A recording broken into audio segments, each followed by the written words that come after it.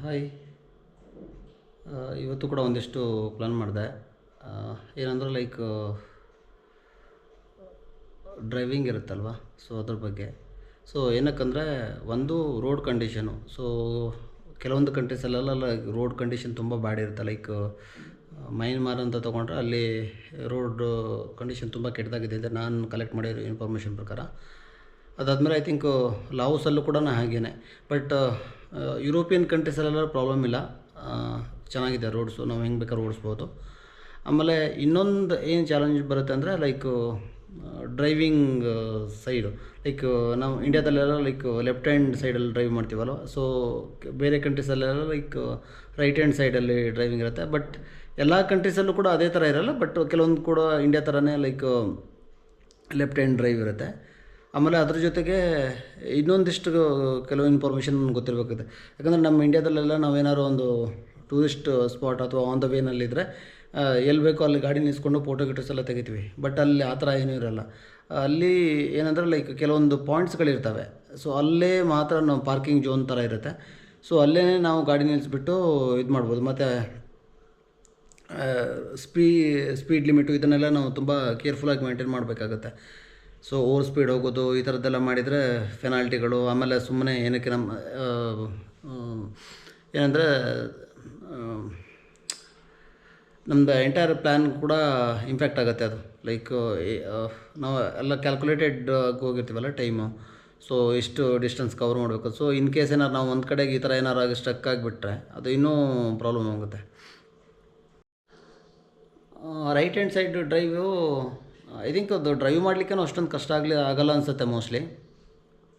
So ಒಂದು ಸ್ವಲ್ಪ ದೂರ ಹೋಗೋ ತನಕ, ಸೊ ಆಲ್ಮೋಸ್ಟ್ ಒಂದು 50 ಕಿಲೋಮೀಟ್ರ್ ಓಡಿಸಿದ್ರೆ ನಮಗೆ ಗೊತ್ತಾಗುತ್ತೆ ಅದನ್ನು.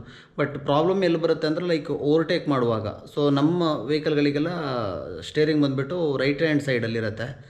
ಸೊ ನಾವು ರೈಟ್ ಹ್ಯಾಂಡ್ ಸೈಡಿಂದ ನಾವು ಲೆಫ್ಟ್ ಹ್ಯಾಂಡ್ ಸೈಡಲ್ಲಿ ಓವರ್ಟೇಕ್ ಮಾಡ್ತೀರ ಅಂತ ಹೇಳಿದ್ರೆ ನಮಗೆ ಆಲ್ಮೋಸ್ಟು ಎಂಟೈರ್ ವೆಹಿಕಲ್ಲು ಈ ಕಡೆ ಲೆಫ್ಟಲ್ಲಿ ಬಂದುಬಿಟ್ಟು ನಾವು ಮುಂದೆ ಹೋಗಬೇಕಾಗತ್ತಲ್ಲ. ಸೊ ಆವಾಗ ನಮಗೆ ಎದುರುಗಡೆಯಿಂದ ಬರ್ತಾ ಇರೋದು ವೆಹಿಕಲ್ ಗೊತ್ತಾಗಲ್ಲ. ಸೊ ಲೆಫ್ಟ್ ಸೈಡಲ್ಲಿ ಯಾರು ಕೂತಿದ್ರೆ ಅವ್ರದ್ದು ಹೆಲ್ಪ್ ತೊಗೊಂಡು ಓವರ್ಟೇಕ್ ಮಾಡಬೇಕಾಗತ್ತೆ, ಇನ್ ಕೇಸ್ ನಾವು ಓವರ್ಟೇಕ್ ಮಾಡ್ತೀವಿ ಅಂತ ಹೇಳಿದ್ರೆ. ಸೊ ಅಲ್ಲೆಲ್ಲ ಲೈಕು ಟ್ರಾಫಿಕ್ ರೂಲ್ಸ್ ಎಲ್ಲ ಲೈಕ್ ಸ್ಟ್ರಿಕ್ಟ್ ಆಗಿರೋದ್ರಿಂದ ಎಲ್ಲ ರೂಲ್ಸನ್ನು ನಾವು ಫಾಲೋ ಮಾಡಲೇಬೇಕಾಗುತ್ತದೆ. ಸೊ ಇನ್ನೊಂದು ಡಾಕ್ಯುಮೆಂಟ್ಸು ಕೂಡ ನಾವು ಕರೆಕ್ಟಾಗಿ ತೊಗೊಂಡೋಗಿರ್ಬೇಕಾಗತ್ತೆ. ಗಾಡಿದು ಡಾಕ್ಯುಮೆಂಟ್ಸ್ ಇರ್ಬೋದು, ಆಮೇಲೆ ಆ ಕಂಟ್ರಿ ಇನ್ಶೂರೆನ್ಸು ಎಲ್ಲನೂ ಕೂಡ. ಇನ್ನು ಲೈಕ್ ಮಾರ್ಕೆಟ್ ಬಗ್ಗೆ ಹೇಳೋದಿದ್ರೆ ಡೇ ಬೈ ಡೇ ಇನ್ನೂ ಡೌನ್ ಹೋಗ್ತಾಯಿದೆ. ಇವತ್ತು ಕೂಡ ಮತ್ತೆ ಡೌನ್ಗೆ ಹೋಗಿದೆ. ಸೊ ನಾನು ಲಾಸ್ಟ್ ಟೈಮ್ ಹೇಳ್ದಂಗೆ ನಾನು ಯಾವುದೂ ಟ್ರೇಡಿಂಗ್ ಮಾಡ್ತಾಯಿಲ್ಲ ಇವಾಗ. ಸೊ ತುಂಬಾ ಕಡಿಮೆ ನಂದು ಈ ಮಂತಲ್ಲಿ. ಐ ಥಿಂಕ್ ಇನ್ನೊಂದು 2 ಡೇಸ್ ಏನೋ ಉಳಿತಲ್ವ. ಸೊ ಅಲ್ಲಿ ಕೂಡ ನಾನು ಟ್ರೇಡ್ ಮಾಡಲ್ಲ. ಸೊ ಒಂದು ಸಲ ಸ್ಟೇಬಲ್ ಆಗಲಿ ಅಂತ ಬಿಟ್ಟಿದ್ದೀನಿ. ಈ ತಿಂಗಳಲ್ಲಿ ನಾನು ಟ್ರಿಪ್ಪಿಗಂತ ಮಾರ್ಕೆಟಲ್ಲಿ ಪ್ರಾಫಿಟ್ ಮಾಡಿರೋದು ಬರೀ ಜಸ್ಟ್ ಒಂದು 2500. ಪ್ಲಸ್ಸು ನನ್ನ ಸ್ಯಾಲ್ರಿಲಿ ಒಂದು 2500 ಎತ್ತಿಡ್ತೀನಿ ನಾನು. ಆಲ್ಮೋಸ್ಟ್ ಒಂದು 5000 ಇಡ್ತಾಯಿದ್ದೀನಿ ಈ ತಿಂಗಳು. ಸೊ ತುಂಬ ಟೈಟ್ ಆಗಿಬಿಟ್ಟಿದೆ. ಸೊ ಇಲ್ಲಿ ಅಮೌಂಟ್ ಬರುತ್ತೆ ಅಂತ ಬಿಟ್ಟು ಆವಾಗ ನಾನು ಸೇಲ್ ಮಾಡ್ಕೊಂಡಿಲ್ಲ. ಸೊ ಇವಾಗ ನನಗೆ ಅಮೌಂಟಿನ ಅರ್ಜೆನ್ಸಿ ಇದೆ. ಲೈಕ್ ಊರಲ್ಲೆಲ್ಲ ಒಂದಿಷ್ಟು ಕೆಲಸಗಳನ್ನೆಲ್ಲ ಮಾಡ್ತಾಯಿದ್ದೀನಿ. ಸೊ ಪೇಮೆಂಟು ಕೂಡ ನಾವು ಜಾಸ್ತಿ ದಿನ ಅಲ್ಲಿ ಹೋಲ್ಡ್ ಮಾಡೋಕ್ಕಾಗಲ್ಲ.